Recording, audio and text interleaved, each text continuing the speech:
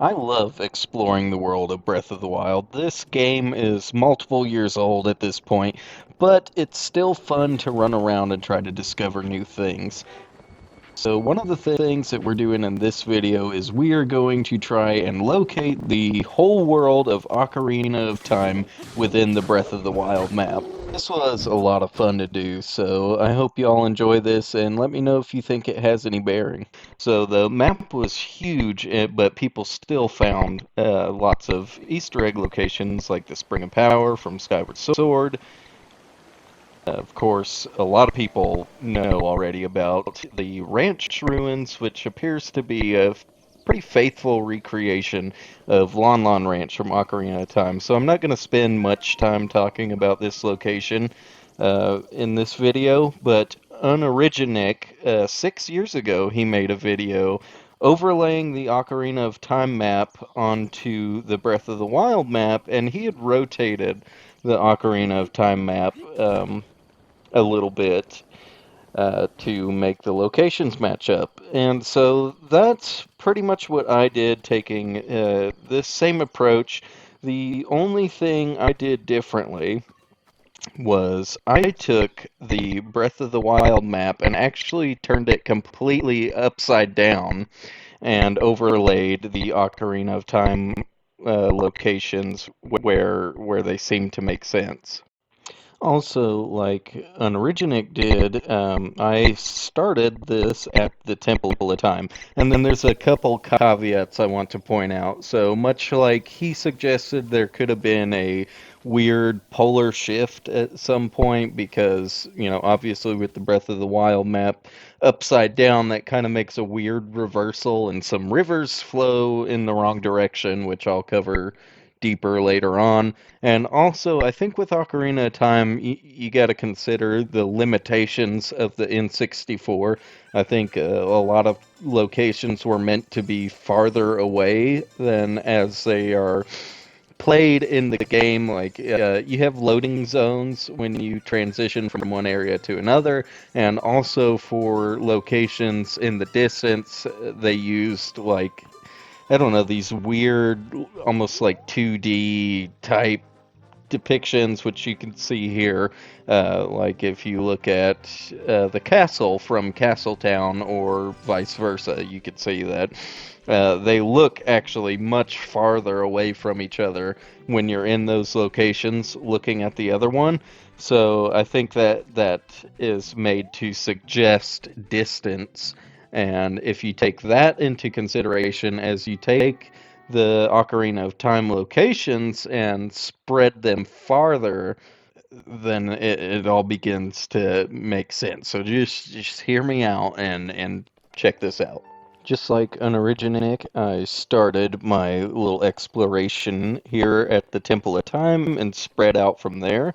And also, like Zeltic has pointed out, the original Ocarina of Time's Castletown ruins are still here, including the fountain that was found at the center of the Ocarina of Time Castletown.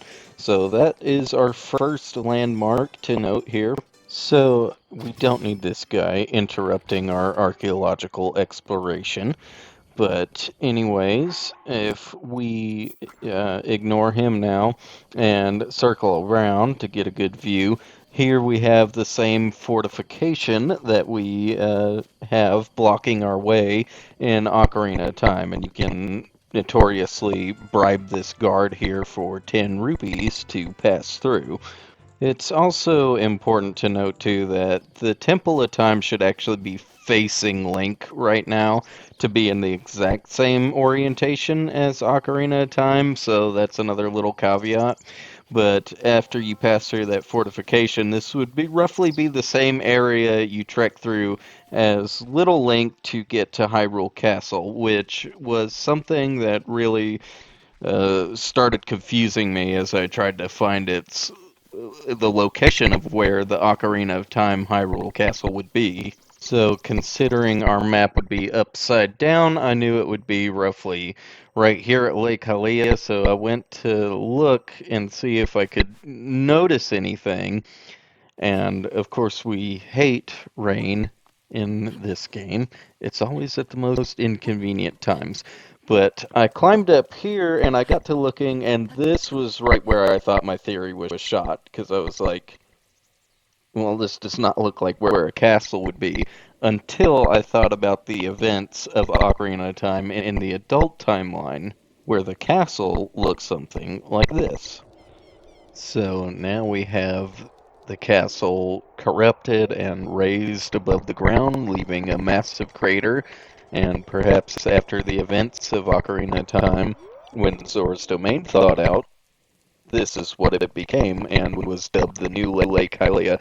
So finding this and just the way it looks in the game actually really reinvigorated my belief in exploring this. So having found that area, I decided to focus on Kakariko Village, the Ocarina of Time one, which if the Temple of Time is turned to the right, it should be over here somewhere.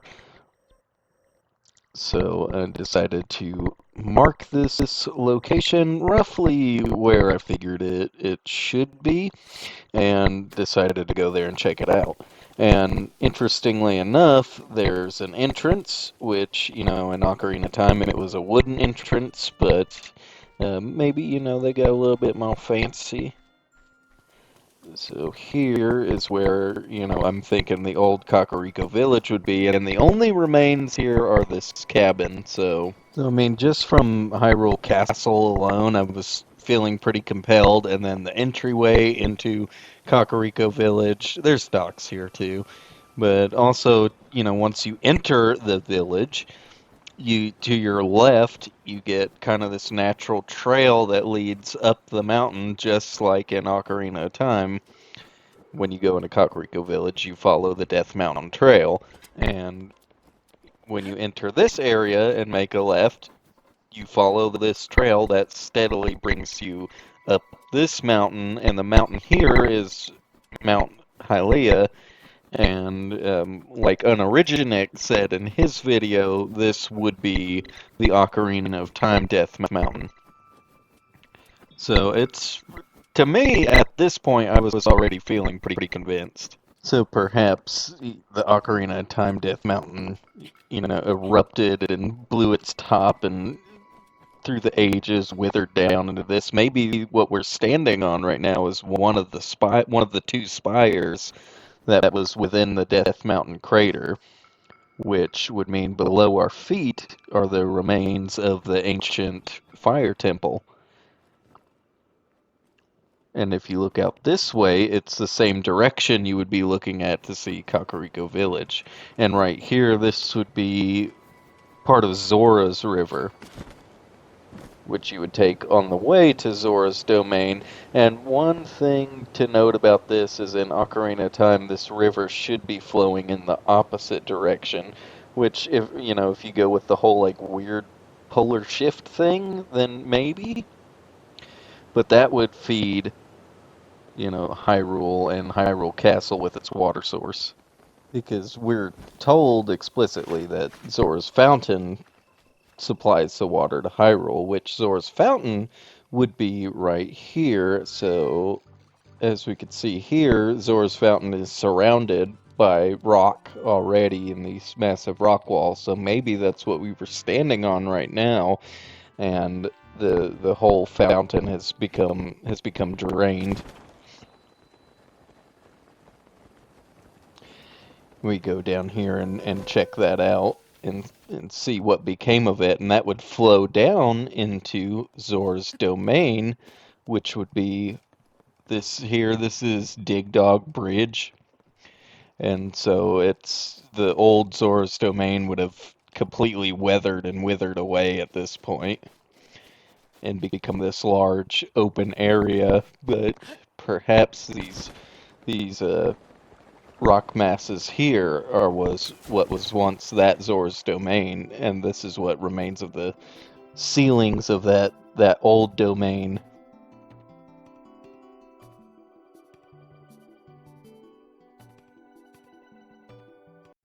So going back to our map, one thing to note is that Hyrule Field is more or less, the same, so we're not doing any exploration there.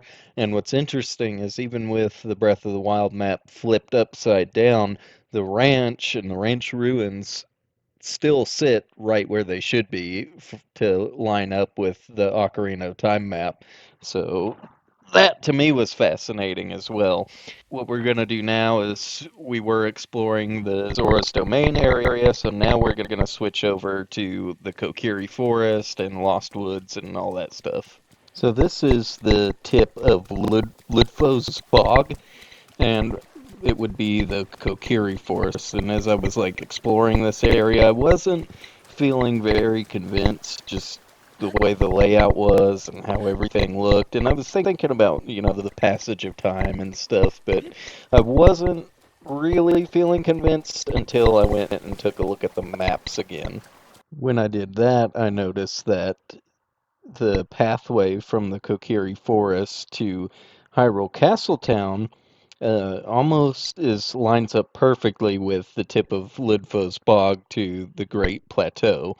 And I actually made that whole trip, and you can make that trip in one in-game day in Breath of the Wild, just like in Ocarina of Time. It takes one in-game day to get from the Kokiri Forest to Castletown. And also using this particular Ocarina of Time map as a reference, the Great Deku Tree is down here, and keep in mind our Breath of the Wild map is upside down, and that places the Great Deku Tree's location right at the Thundra Plateau, which is this big, round, large area. So if we go and explore this area, it's the Thunder Plateau, and it's this big circular area right where the Great Deku Tree would have been, and it's surrounded by these stone ruins, the Zonai ruins, and maybe it was made to be like a monument to the ancient Deku Tree or just a location, but I thought that fit pretty well. So going to where the Lost Woods should be, which we have to climb up, just like we did in Ocarina of Time.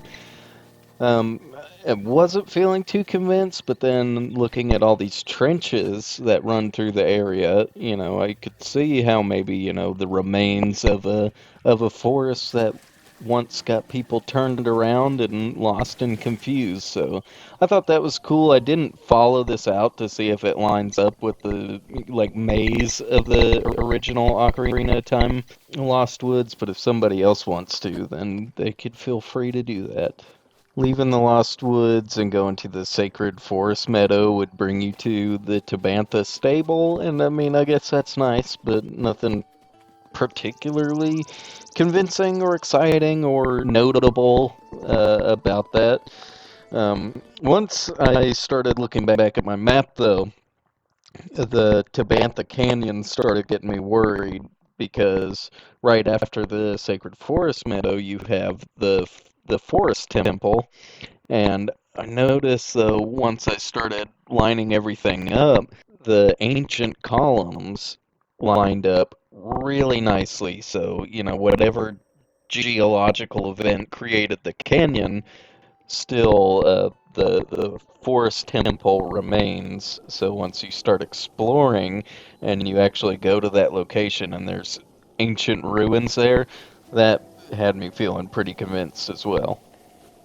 So it was fascinating that there was ruins right where I thought there should be. There was something here where the forest temple should be. This throws a wrench in it. That's the depiction of a loftwing, and that would be Skyward Sword era structures. Now, obviously, Ocarina of Time was made before Skyward Sword, so there wouldn't be any loftwing depictions, but kind of messes it up. But if we warp over to the Lanayru wetlands, this would be the old Lake Hylia, and I'm pinpointing these two locations here because they would line up with these two masses out in the middle of the old Lake Hylia. The one that has that gravestone on it that you could push, and the other that below it would be the water temple.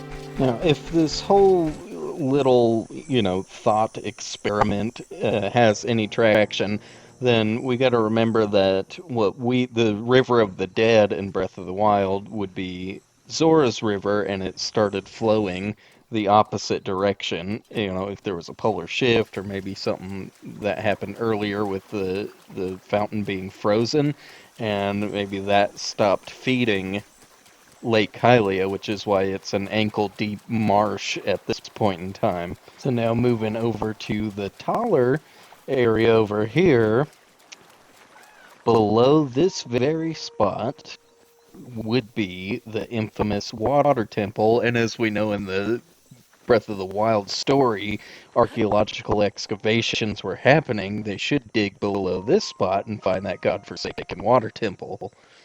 But if this lake was, more deep and more full, this would still probably be above the water, just like the original Lake Hylia. At the end of the day, this is all just fan speculation and just goofing off and having some fun within the game. But it's still really fun to think about all of the locations from previous games still existing and, this all taking place within the same world and that these locations still exist, even if they're long forgotten and laying beneath your feet.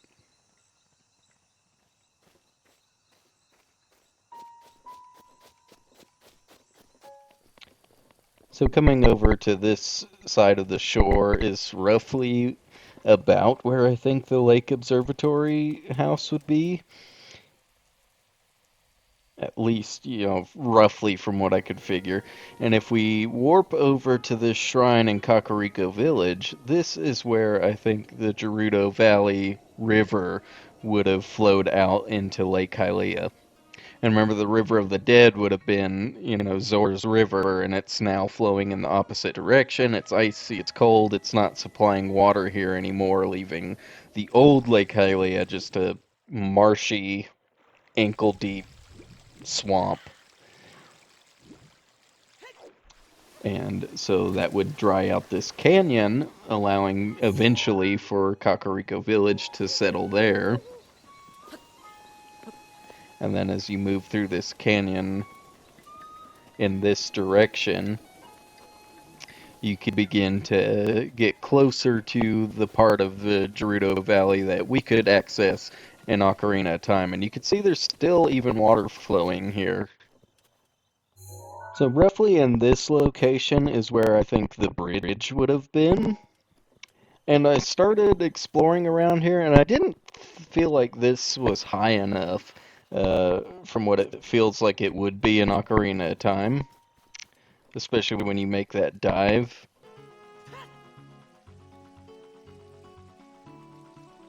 That is until I looked behind me and was looking at these, big protrusions, and I was thinking about the river wearing them down over time. So I climbed to the top of one, and that seems like a big enough drop to me to justify that location. Gerudo Fortress is actually what I feel is the weakest link in trying to find the Ocarina of Time locations. The closest I could find was the Cliffs of Quince, which, maybe this is the hollowed out, eroded remains of the old Gerudo Fortress. But also there's another thing about that I'll come back to at the end of this video. So maybe that was once the inside of it, but other than that, I feel like it's the weakest connection. But if we go over to the Haunted Wastelands, over here, this is interesting. So even comparing the shape of the Haunted Wasteland with this like valley or depression area in Breath of the Wild, I feel like it's got a very similar shape. And this, I think, was probably the most interesting discovery of trying to just do this whole experiment, is when you go right to where the desert colossus should be, you're greeted with this massive crater in the ground. And if this is where the desert colossus used to be, then why was it completely obliterated? There's just a massive crater, pebblets, and ore deposits down there, and nothing else. So all in all, that was it for my Ocarina of Time, Breath of the Wild archaeology experiment here. So I felt pretty convinced. I liked the way that everything lined up, and I felt like it could hold up as a reasonable theory that the Ocarina of Time world still exists in some sort of way within the Breath of the Wild timeline. And, some things are eroded away and some things take a stretch of the imagination.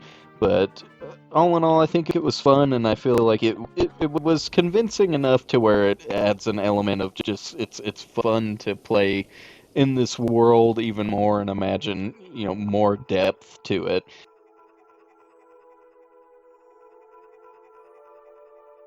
One part that I feel is really shaky is the Gerudo Fortress, because here in Ocarina of Time, it's really this blocky infrastructure, and I was talking about it being eroded away, but here in Breath of the Wild, you also have that really blocky structure. So now none of this you can enter. It's all like solid carved from a solid cliff face, opposed to bricks and an actual building that you could go into, but that still kind of weakens the idea. Anyway, thank you very much for watching this video. I hope you all enjoyed it and have some fun and get out there and do some Zelda archaeology of your own and see if you can uncover your own Easter egg locations or discoveries. It's really fun to do this type of thing, so let me know if you want me to explore other places or see if I can find any other Easter egg locations.